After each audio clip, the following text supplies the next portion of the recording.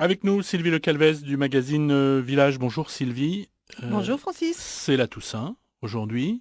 On ne va pas parler des chrysanthèmes, mais on va parler de la seconde vie des églises quand celles-ci ne peuvent plus accueillir le culte.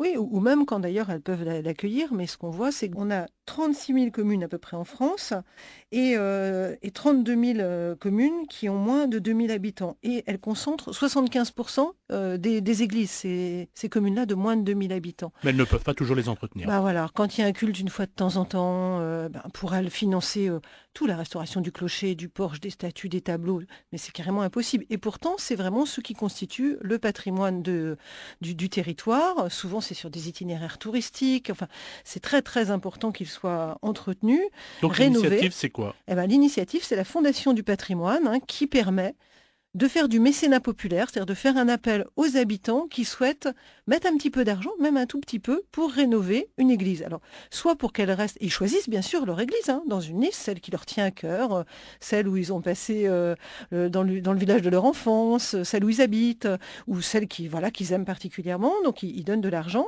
soit pour que ce reste une église avec le culte, quand c'est encore possible, quand il y a encore suffisamment de curés, et on sait bien que c'est pas partout le cas, soit pour leur donner carrément une seconde vie. Alors, il y a des choses absolument incroyables. Alors, on peut citer par exemple à Aulnoy-Aymeries, c'est dans le nord de la France, une église de briques rouges qui a été transformée en 9 logements sociaux. Donc là, c'est en cours, c'est juste les travaux sont en train de se terminer. Ils ont transformé cette église, qui n'était pas une église avec une grande nef, mais assez carrée, en 9 logements sociaux, plutôt qu'elle tombe en décrépitude et sans culte. Autre exemple?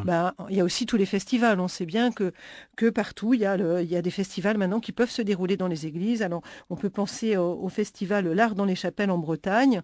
Et là, c'est vrai que ça permet d'avoir aussi des subventions dans un cadre culturel qui permet aussi d'aider à redonner vie à ces églises, puisqu'il y a un financement par la Fondation pour l'investissement, et puis après, ça leur permet d'être chauffés, de fonctionner, d'avoir une réelle utilité. On voit même à un endroit, ça c'est dans la Loire, dans une commune qui s'appelle Catillon-Fumetion, une église qui a été transformée en mairie.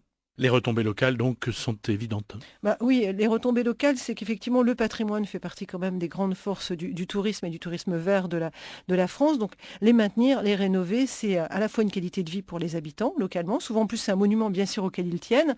Et puis, effectivement, ça permet une attractivité pour les résidents et puis touristique. La seconde vie des églises, un reportage à retrouver dans le numéro 121 du magazine Village. Merci Sylvie Le Calvez, à la semaine prochaine. Merci, à la semaine prochaine.